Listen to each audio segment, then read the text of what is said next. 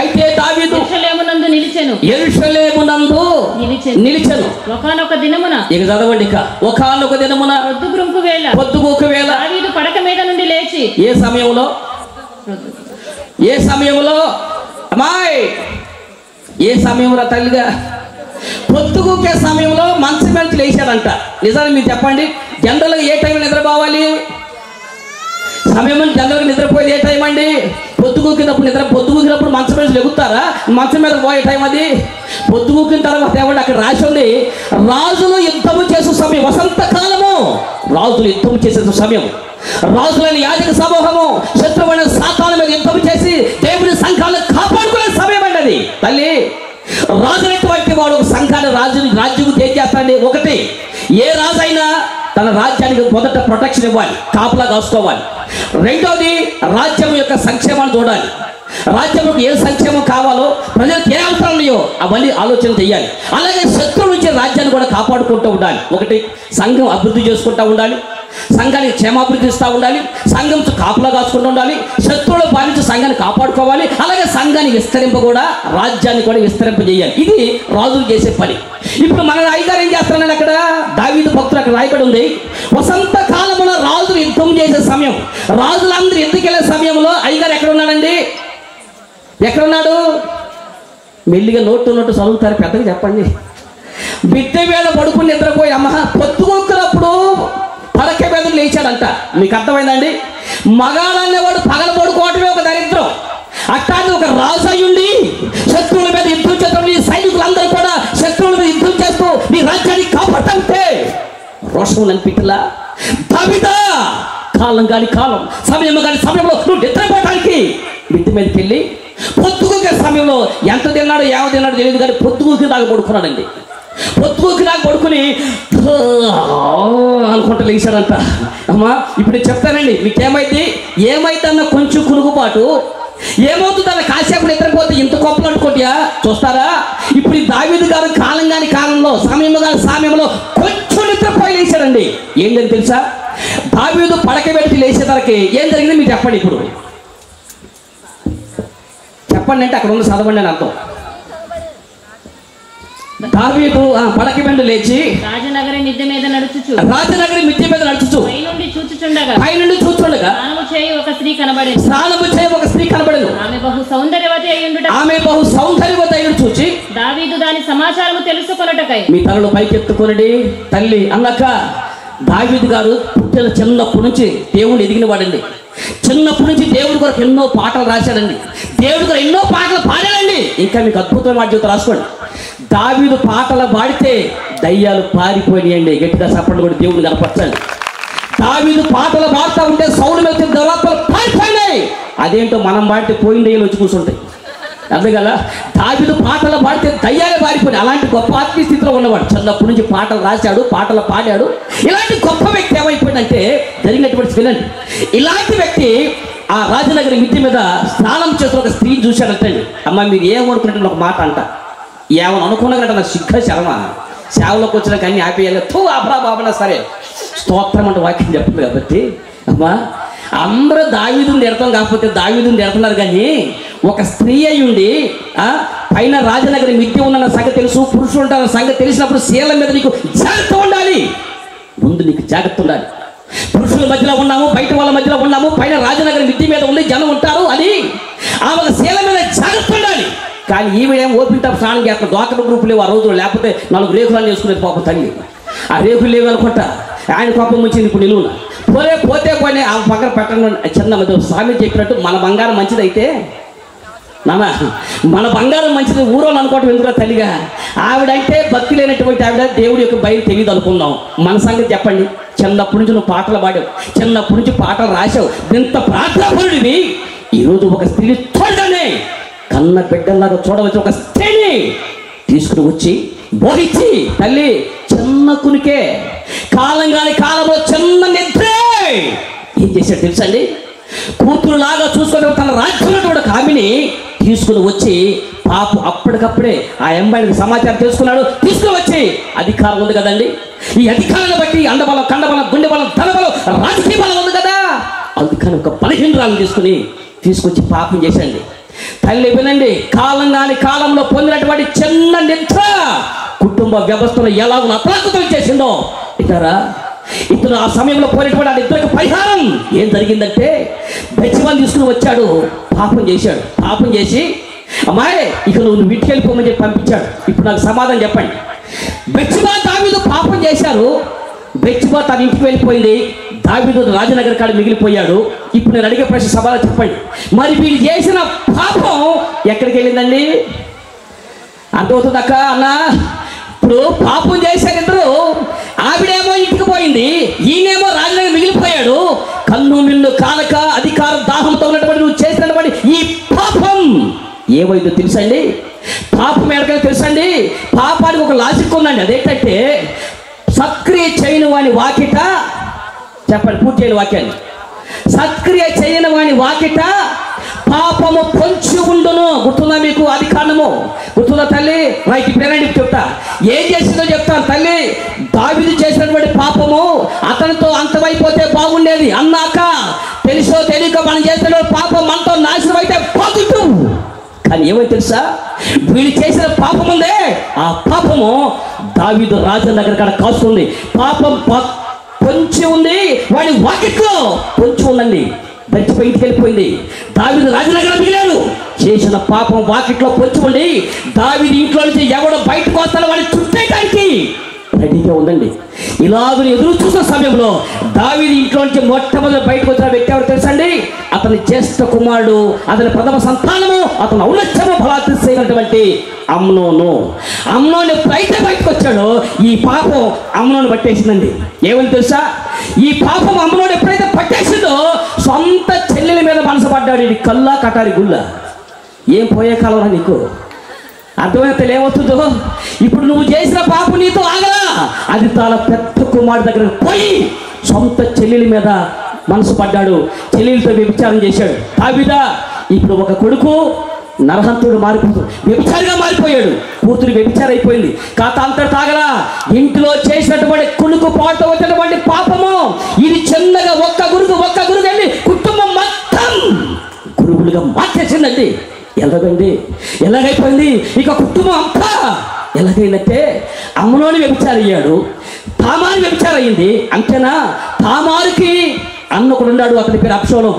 ఈ అబ్షాలోము ఏ అన్నం సాగుతో తన చెల్లిని పాడు చేశాడో అదే అన్నం సాగుతో అన్నను ఇంటికి పిలిపించి భోజనానికి పిలిపించి మొక్కలుగా నరికి సమాధి కూడా మోకళ్ళు చేశాడండి. ఇప్పుడు మీరు చూడండి, దావీదా ఒక కొడుకేమో వ్యభిచారి, కూతురేమో వ్యభిచారి, ఇంకో కొడుకేమో నరహంతకుడు. ఇలాగ కుటుంబంలో కన్ను మిన్ను గాలకు నువ్వు చేసిన పాపం నీ కుటుంబం మొత్తం చుట్టి ఏమని తెలుసండి? కన్న కొడుకే దావీదు రాజ్య బహిష్కారం చేసి అబ్షాలోము సవాల్ చేస్తున్నాడు. రాజా, 4 గోడల మధ్య నువ్వు రహస్యంగా పాపం చేశావు, నడి బజార్లో నీ భార్యతో పాపం చేస్తాడు, వచ్చి తప్పుంటే కాపాడుకోమని కన్న కొడుకే సవాల్ చేస్తా ఉంటే, కట్టుకున్న భార్యని కాపాడుకోవడం చేతగా దావీదు ఏడ్చుకుంటూ పోతున్నాడండి. ఏడ్చుకుంటూ నెత్తి మీద కుట్టేసుకుని వాళ్ళ పడి పెట్టుకుపోతున్నాడు. తల్లి, చెల్లి, అక్క, అన్న, నీవు నేను చేసిన పాపం, కన్ను మిన్ను దానికి చేసిన పాపం మనతో నాశనమే బాగుంటుంది. నిద్ర వస్తుంది, ఈ నిద్ర వస్తుంది, కొంచెం పుడుకుపాటు, కొంచెం నిద్ర, ఆత్మీయ జీవితంలో పోతున్నటువంటి నిద్ర రేపు మన కుటుంబం మొత్తానికి చుట్టైపోతుంది. ఇలాగ అవసరమా? ఇది అవసరమా అండి? దేవుడు మరీ చెప్తున్నారు. తల్లి, చెల్లి, అక్క, నిద్రపోతున్న సమయంలో శత్రువు వచ్చి గోధుమల మధ్య గురుగులు నాటేస్తారంట. బిడ్డల విషయంలో మెలకుగా ఉండాలి, భర్త విషయంలో మెలకుగా ఉండాలి, భార్య విషయంలో మెలకుగా ఉండాలి. ప్రతి విషయంలో మనం మెలకు కలిగి ఉండాలి. ఈరోజు మెలకు లేని జీవితాలు ఇంటి కుటుంబాలు శాపగ్రస్తంగా మారిపోయినాయి. ఏమండి? బిడ్డలు ఏమైపోతారో మనకు అనవసరం, భర్త ఏమైపోతారో మనకు అనవసరం, అసలు కుటుంబాన్ని కలిగి పట్టించుకోలేక మెలకు లేని జీవితాలు. కానీ నీకు మాట చెప్తాను, మీరు ఏమనుకోనంటే, మెలకు కలిగి ఉండటం అంట, మెలకు కలిగి ఉండటం అండి. అర్థమైందా? మెలకువ కలిగి ఉండటం అనగా మెలకుగా ఉండటం అంటే అసలు నిద్రపోవద్దని కాదు, ప్రతి సందర్భంలో మెలకుగా ఉండాలి. చిన్న ఉదాహరణ చెబుతా. ఇప్పుడు జనరల్గా ఎక్కడ ప్రార్థన అయిపోగానే అందరూ ఎవరింటికాళ్ళు వెళ్తారో ఒకరింటికి పోతారండి? సమాధానం సరిగ్గా చెప్పండి. ఆదివారం ప్రార్థన అయిపోగానే ఎవరింటికాళ్ళు పోతారుగా. సరే, కానీ మా సీనియర్ విశ్వాసం కావిడ ఉంది, అయ్యా రికార్డ్ చేస్తున్నారా? రికార్డ్ చేసి యూట్యూబ్లో పెట్టండి. మా ఊళ్ళో చూసిన తిట్టింది తిట్టకుండా పెడతారు. ఏమండి? అసలే తెలుగు బూతులు కూడా అయిపోయినట్టున్నాయి. ఇంగ్లీష్లో తిట్ట మొదలేశారు. వాళ్ళు ఎన్ని తిట్టి నాకు సిగ్గాశారు. వాళ్ళు చేసేదే మనం చెప్పేదే ఏమండి. అందుకని వాటి పేరు ఎత్తకుండా చెప్తాను. ఈ మ్యాటర్ చూసినాక నాకు మ్యాటర్ అర్థమైపోతుందండి. అమ్మా జనరల్గా ఎవరైనా ప్రార్థన అయిపోయింది ఎవరింటికి వాళ్ళు పోతారు. ఆదివారం మా ప్రార్థనకు వచ్చేటువంటి వారు. కానీ మా విశ్వాసం సీనియర్ విశ్వాసాన్ని ముదిరిపోయి పండిపోయి రాలిపోవడం రెడీగా ఉంది.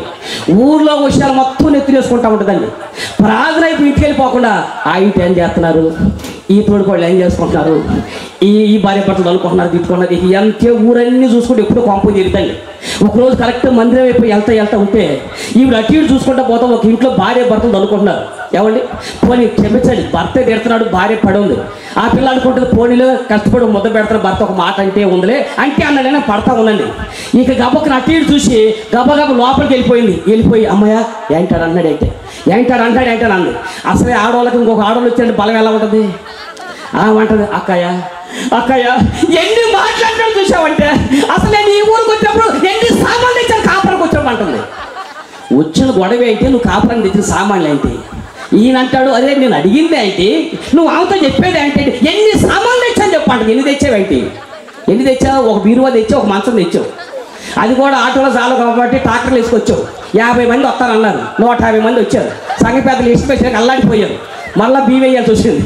పైగా ఈమెంటుంది ఎన్ని సామాన్లు తెచ్చాను ఇప్పుడు. కానీ అసలు వచ్చిన సమస్యలు బట్టి నువ్వు చేసే పని అని చెప్పండి. పోనీ ఈ మాట చెప్తాగా ఆయన అంటాడు ఇందాక దాకా నేను చెప్తా ఉండి మెదకుండా పడుండవు, ఇప్పుడు పరాయా ముందు నన్ను తక్కువ చేసి మాట్లాడతావు. అటు ఇటు చూసి తప్పేలా తీసుకుని ఆ లావిని ఎత్తి మీద పెట్టి పెటామని వేసేది. కరెక్ట్గా వచ్చి ఊరుకోండయ్యా అని మధ్యలోకి వచ్చింది. తగల ఆమె ఎత్తి మీద తగిలింది. చచ్చాను రో అంత బొబ్బు కట్టేసి గబా ఇంటికి పోయి ఇదిగో కొడితే గిట్ట నువ్వు కొట్టాను రాదు నన్ను కొడతాకన్నాను. మరి ఈడన్న నువ్వెందుకు కాలు పంపకెళ్ళి అనొద్దండి. ఈడు గబాగా వచ్చి ఎవడు మా ఆవిడ అన్నాడంట. అక్కడ వీడు వచ్చాడు, నువ్వెవడు నా మీదకి రాటకని చెప్పి వీళ్ళిద్దరు కలబడదు అనుకున్నారు. రేపల్లి పోలీస్ స్టేషన్లో కేసు పెట్టుకుని కోర్టుకు వేసారు. ఇక ఇద్దరట్ట కూర్చున్నారు కోర్టులో. అమ్మా ఎక్కడ దాకా తీసుకెళ్ళావు తల్లే, కథ ఎక్కడిది, ఏం చేసావు? పైగా వచ్చి ఆదివారం వచ్చి మందిరంలోకి వచ్చి అంటుంది అమ్మలారా అయ్యలారా నాకు యోగుకి వచ్చిన సోదరులు వచ్చింది అమ్మా అంటుందండి. ఏం సోదరులు అండి? యోగు నీకులాగా 10 తగాదాలు తల్లు వచ్చాడు చెప్పండి.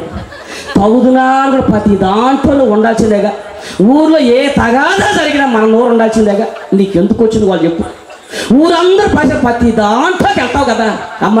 ఇప్పుడు ఆ భార్య భర్త ఏదో తీసుకున్నప్పుడు నీ దారి నువ్వు పోక మెలుకుగా ఉండు మెలుకుని చెప్పాడా?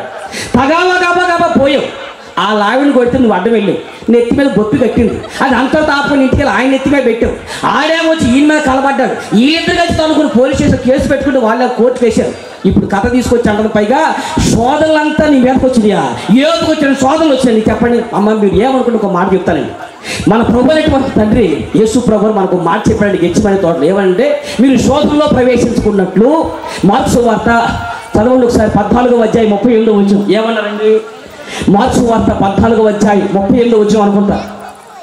ఉంటే స్తోత్రం లేకపోతే స్తోత్రాలు. ప్రవేశించకుండానట్లు ఇప్పుడు వాళ్ళు బయలుదేరారు మార్కు సువార్తకి. ప్రభు వారి కష్టాలు కడతీర్చును గాక.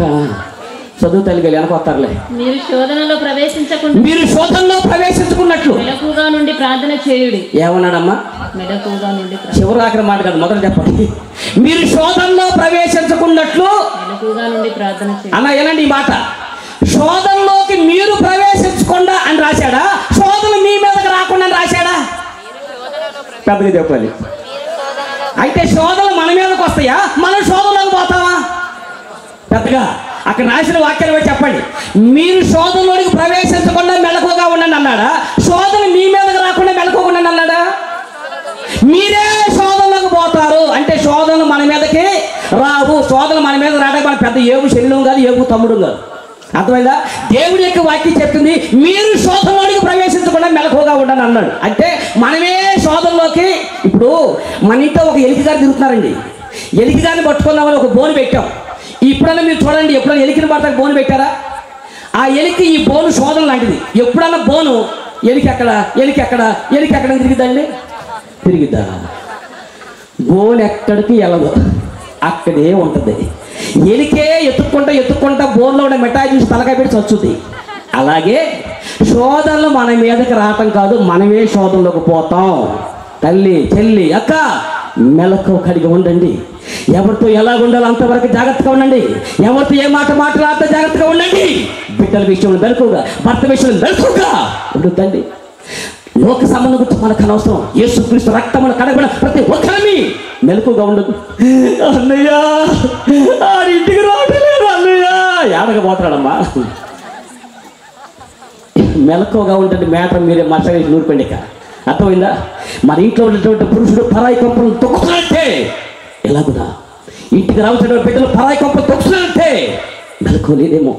అయితే బిడ్డల విషయంలో మెలకువగా ఈ రోజున కొంచెం మెలకువగలేని కారణం వచ్చేట మనుషులు నిద్రించుతుండగా శత్రువైన సాతాను వచ్చి గోధుమల మధ్యలో పురుగులు విక్కిపోయాడని వాక్యం చెప్తా ఉన్నట్టే ఈరోజు మన కుటుంబంలో పాపిష్టి గురుగులు రావడానికి కారణం, సమాజంలో పాపిష్టి గురుగులకు కారణం, సంఘాల్లో పాపిష్టి గురుగులకు కారణం ఒకటే మన జాగ్రత్త.